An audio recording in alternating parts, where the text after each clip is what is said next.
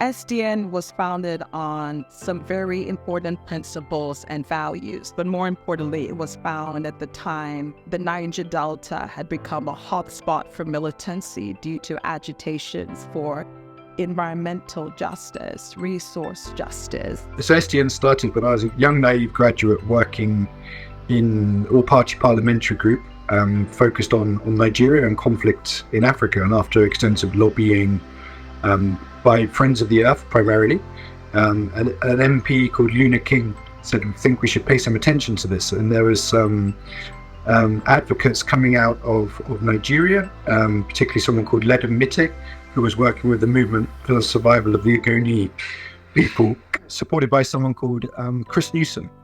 And these people saying we really need to pay attention to the Niger Delta. SDN was the possibility of making something a little bit different, linking the policy and the grassroots together. Too often many projects have started, after a year they stop, they go, there's no follow-up. And that's where I felt that, maybe in my little way I could help build something which could be sustainable. And it was, how do we take these issues that Mossop has been fighting about non-violent change for a long time in the legacy of Ken Saro-Wiwa, and how do we get the world to pay attention to it? How do we create an organization that helps to create channels of communication and awareness raising between what's going on in the Niger Delta, but based on a philosophy of stakeholder democracy? SDN came at a time that for us in the Niger Delta, we needed plurality of voices to amplify the scary issues of environmental sustainability, livelihood, governance, peace and security, and needed to forge alliances and work together to ensure that all of these are brought into a more critical national agenda. It made sense to me to be involved in such an initiative, especially focused on development, about people, about women, about communities, about the environment. My agreeing to come down to the Niger Delta to work as SDN country director was to help participate actively in driving change on the ground here in the Niger Delta. The first office was actually a 2-bed room in Port Harcourt. And we bought 2 desks and we had a mattress, and we would work from the mattress. So at night time we'd move the desks and I'd sleep on the mattress, and that's how we started. We started like a joke in 2 communities. That is a reminder to accept that doing when you are driving as a driver, you are also supporting the project staff and writing report. That is where the journey started. After some time, we start going into Bayelsa and Delta, and now even Akwa Ibom. It's a great achievement. During my tenure as country director of SDN grew. The organization grew, our activities expanded. We touched a lot of lives. And what was exciting about SDN was the fact that it takes quite a holistic approach. It thinks about how to respond to the environmental, the economic, the governance challenges, all of those types of things. And in doing so, it was trying to tell a positive story about the region, not just play into the negative stereotypes that you might see in the news, but talk about the opportunities, the positive things that are happening in the region, whilst being realistic about the challenges.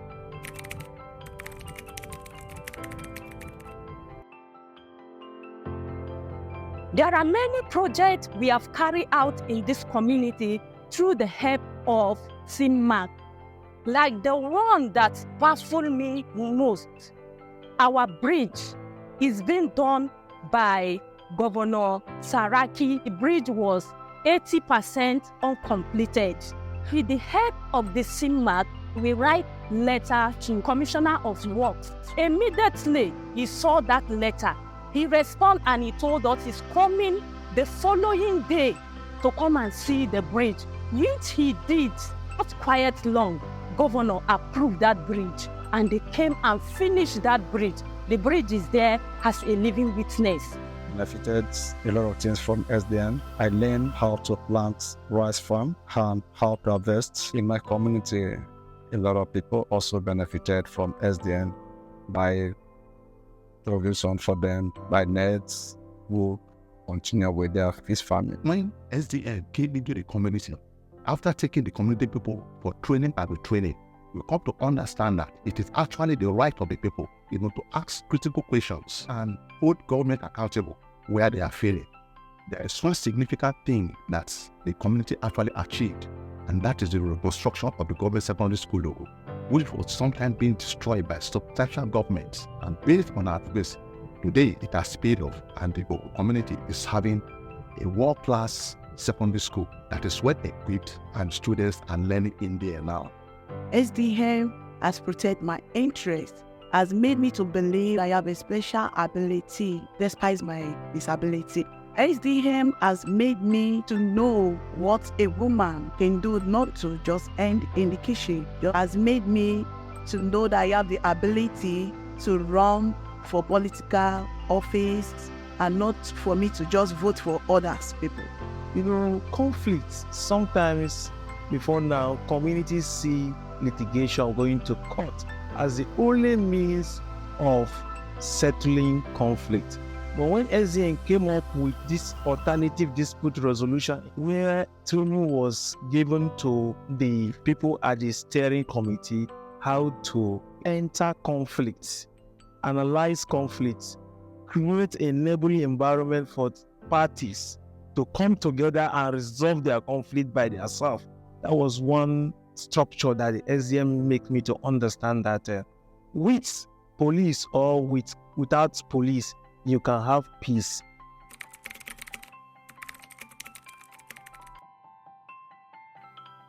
Through the work that I done with SDN, through the DASI project, which is a project that helps mainstream young people and people with disability in the political process and the policy development process in River State. We've been able to support young people to first understand the purpose, understand leadership, public narrative, and how young people can build skills in public policy development, and even understand how to review and appraise a policy document. And that has led now to so many things. Several policy documents have now been forwarded, including gender policy, the youth policy, to the River State government, which will then become law when it is signed into law by the state government.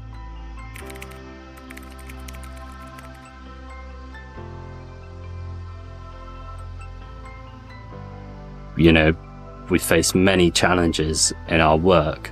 I always believed we were having a practical, positive impact in the Niger Delta. What was really exciting for me in SDN, people were willing to commit their lives to go above and beyond for something that perhaps might not change in their lifetime, but is definitely on the right path, the right journey. And people that have put time in that, whether people have come and gone or are still on that journey, is something that I'm incredibly proud of.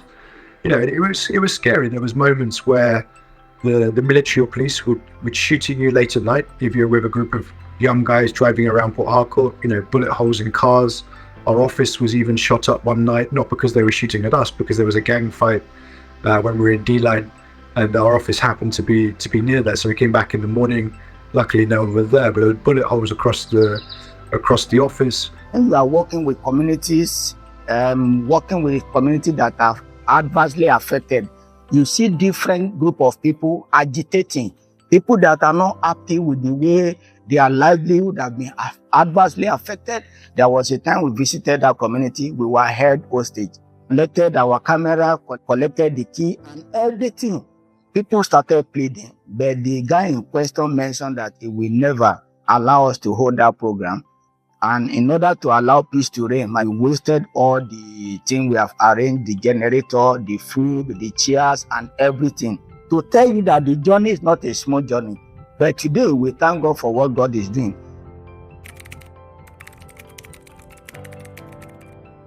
One of my favorite stories, and I told it when I left, Sam, I think he's now Dr. Samuel Obula. He was originally my driver assistant. And he was doing his degree, and we would go to communities and we'd do rights-based training. And then he wasn't just the driver, he wasn't just sleeping in the car, he would come out, he would help to take the notes, he would be writing on the whiteboards. And I saw this and thought, wow, this is a guy that really is going above and beyond. And then we said, hey, do you still want to be a driver? Oh, no, my ambition is to be, a project officer at SDN. So we're like, okay, we can make you like an assistant. And then he worked his way up. If you join SDN and you have passion for personal growth and development, you will go a long way. I started as a transport officer, promoted to assistant project officer, promoted to project officer. Today, I'm a senior project officer. When I started at SDN, I wasn't really the type of person to go to, these external events, network, make small talk. But by the time I'd left SDN, that was an incredibly easy thing to do. It was easy to walk into a room, to talk about the Niger Delta and to talk about what SDN was doing, because I just believed wholeheartedly in the cause, to tackle problems like ongoing oil spill pollution, but also see the positive potential and the things that could be done in the region. Since 2009 that I joined SDN, it's been amazing meeting great people, sharing ideas, meeting colleagues that have like-minded team spirit, and wow, we have amazing people here.